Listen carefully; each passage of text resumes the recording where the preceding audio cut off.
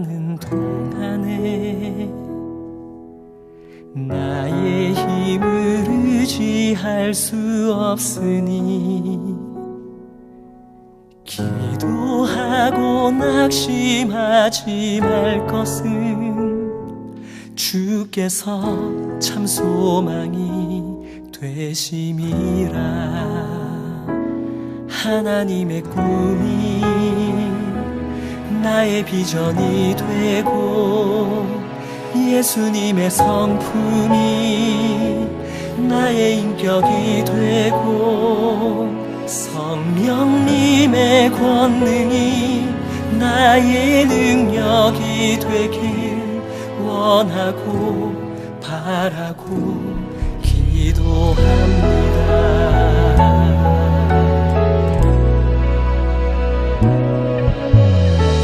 세상을 살아가는 동안에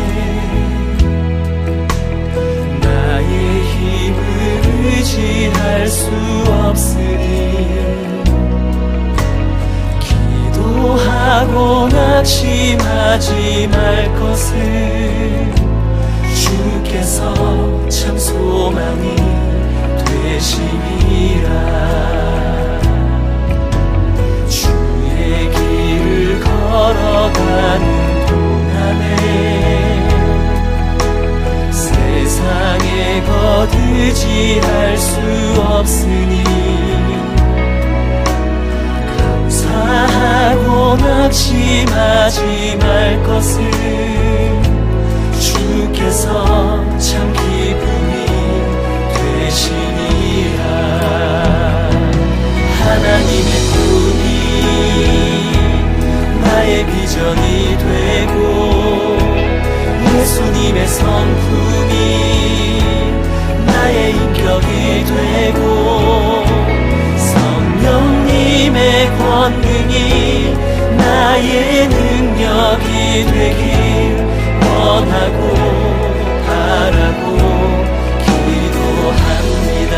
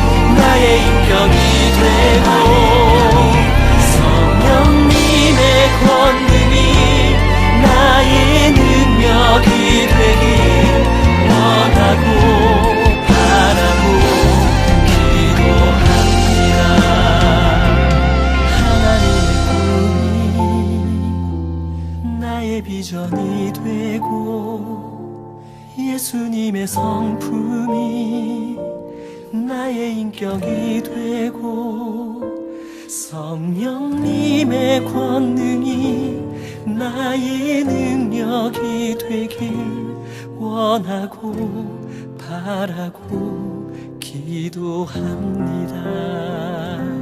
하나님의 꿈이 나의 비전이 되고 예수님의 성품이 나의 인격이 되고 성령님의 권능이 나의 능력이 되길 원하고 바라고 기도합니다.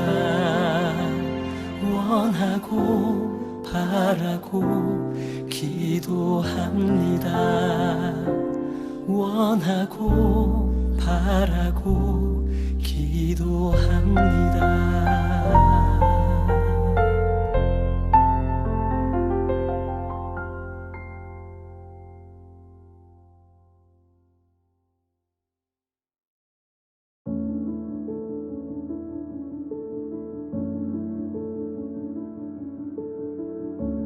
유다의 요시야 왕의 아들 여호야김 넷째 해에 네리야의 아들 바룩이 예레미야가 불러주는 대로 이 모든 말을 책에 기록하니라.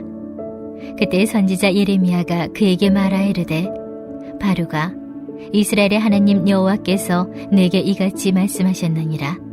내가 일찍이 말하기를 화로다. 여호와께서 나의 고통에 슬픔을 더하셨으니 나는 나의 탄식으로 피곤하여 평안을 찾지 못하도다. 너는 그에게 이르라.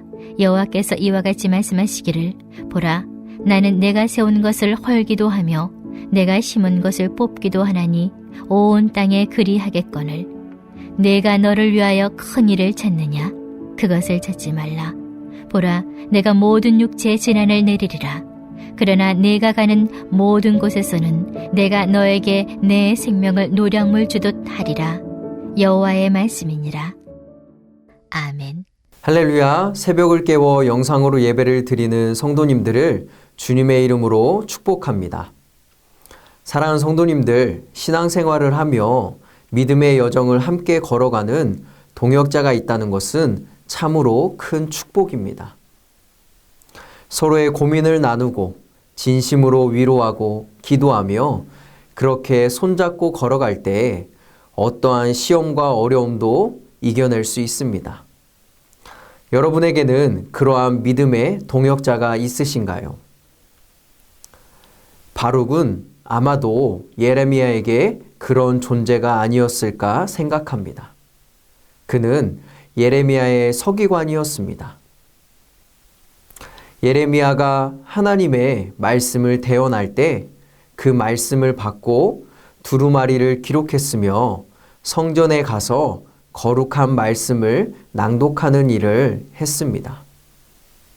하나님께 전해진 말씀을 기록하고 낭독했다고 해서 바룩이 예레미야의 동역자였다고 말할 수 있을까?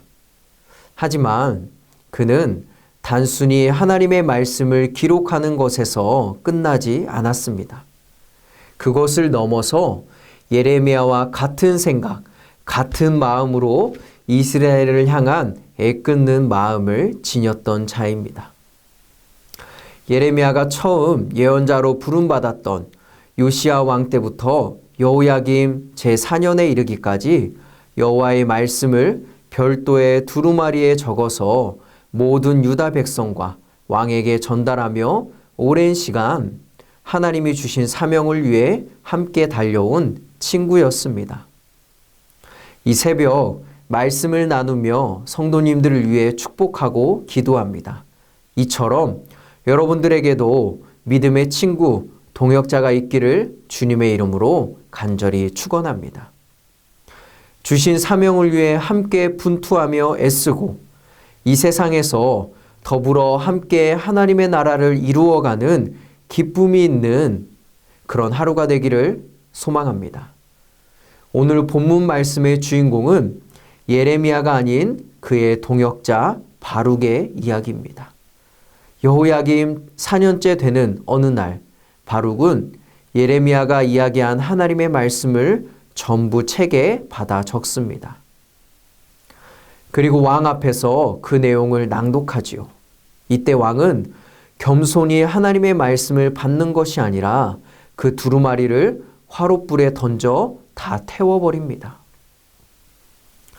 여호와의 말씀을 따라 남왕국 유다를 바르게 다스려야 할 왕이 오히려 그것을 불태워 없애버리자 바룩은 고통과 슬픔을 견디지 못하고 그만 탈진 상태에 빠지게 됩니다. 그는 자신의 마음과 삶에서 평안을 잃어버리고 밤잠을 자지 못하는 정신적 충격에 사로잡혔을 것입니다. 그래서 3절은 이렇게 말합니다. 내가 일찍이 말하기를 화로다. 여호와께서 나의 고통에 슬픔을 토하셨으니 나는 나의 탄식으로 피곤하여 평안을 찾지 못하도다. 바룩은 하나님 앞에서 탄식을 내뱉으며 깊은 좌절감을 느낍니다.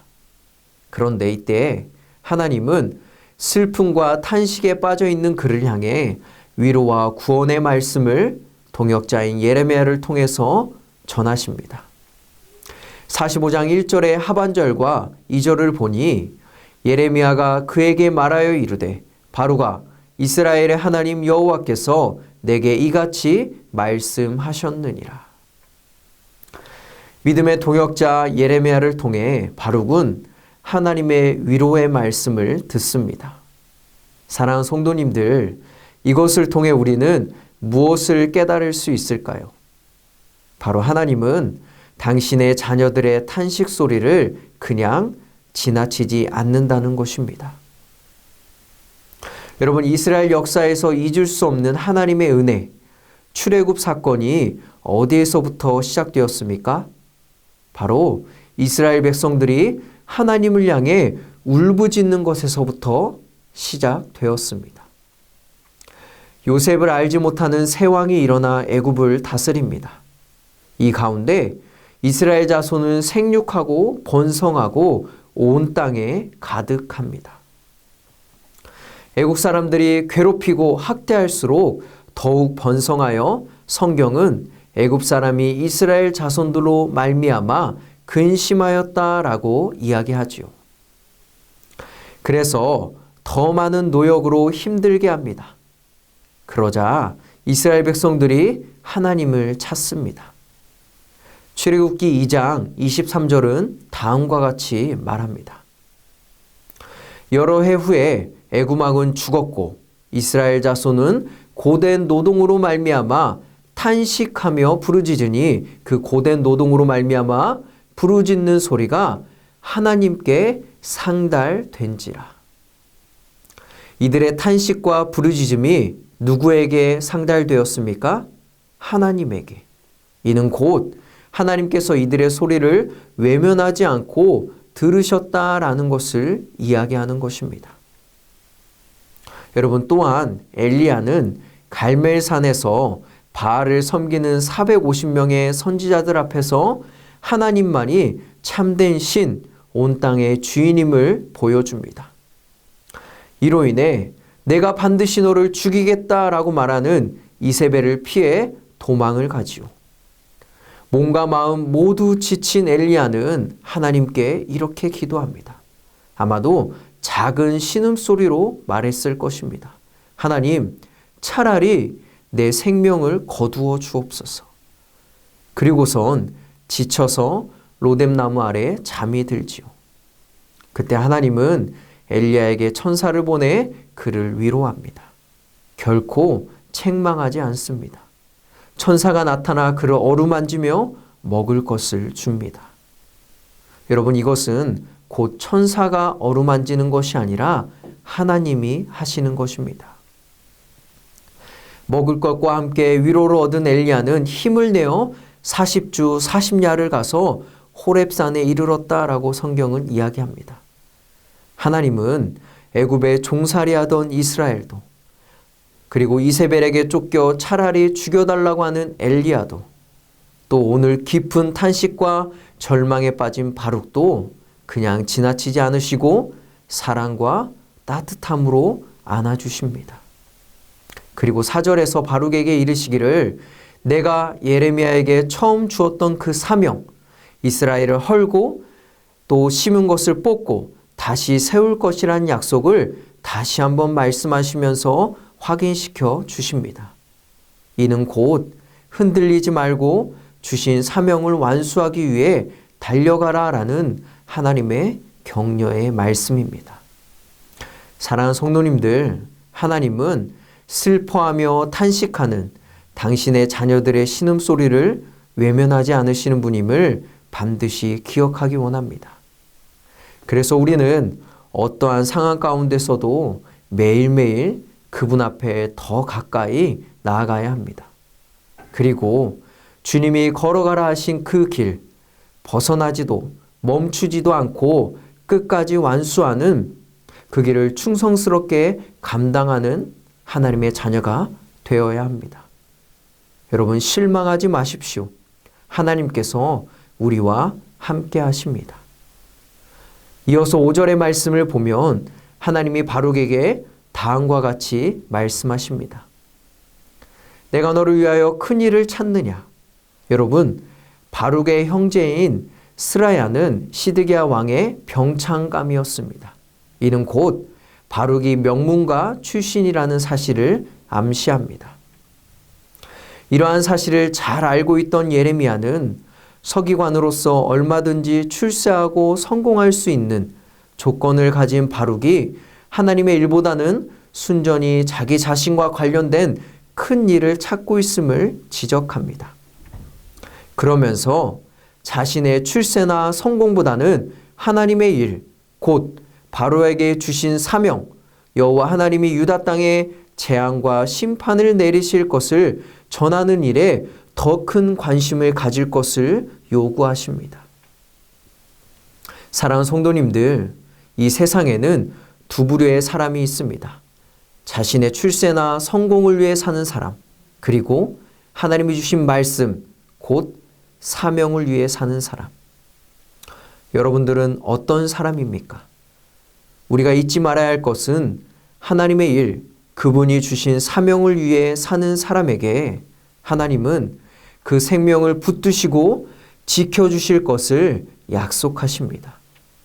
5절에서 이르기를 보라 내가 모든 육체에 재난을 내리리라. 그러나 내가 가는 모든 곳에서는 내가 너에게 내 생명을 노량물 주듯 하리라.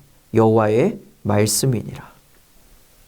너를 위한 큰 일을 찾지 말고 내가 너에게 준 일을 위해 살아라. 그렇게 살면 어떤 재난 가운데서도 내가 너의 생명만은 확실하게 지켜줄 것이다.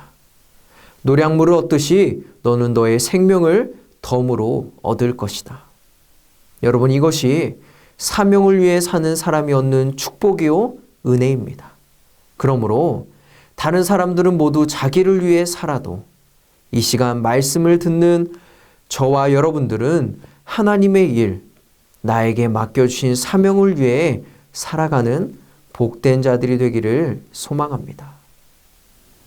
오늘 깊은 탄식과 절망 가운데 빠진 바룩을 하나님은 위로하시고 다시 일어날 수 있도록 힘과 용기를 주십니다. 그러면서 말씀하시기를 한눈 팔지 말고 다른 길로 치우치지 말고 하나님이 너에게 주신 사명을 완수하라 라고 하십니다. 그렇게 하면 너의 생명만큼은 내가 확실하게 지켜줄 것이라 약속하십니다. 사랑하는 성도님들, 생각하지 않고 살면 사는 대로 생각한다고 합니다. 그러니 우리는 하나님께서 나에게 맡겨주신 하나님의 일, 사명이 무엇인지 생각해야 합니다. 혹 그 일을 하다 낙심하고 좌절한 채 그렇게 쓰러져 계십니까? 말씀으로 위로하시는 하나님의 음성을 들으십시오. 그리고 힘을 내서 다시 걸어갑시다. 하나님이 우리와 함께 하시고 지켜주시겠다 약속하십니다. 오늘도 이 말씀을 의지하여 주어진 길을 한 걸음 한 걸음 묵묵히 걸어가는 우리 안디옥교회 성도님들이 되시기를 기도합니다.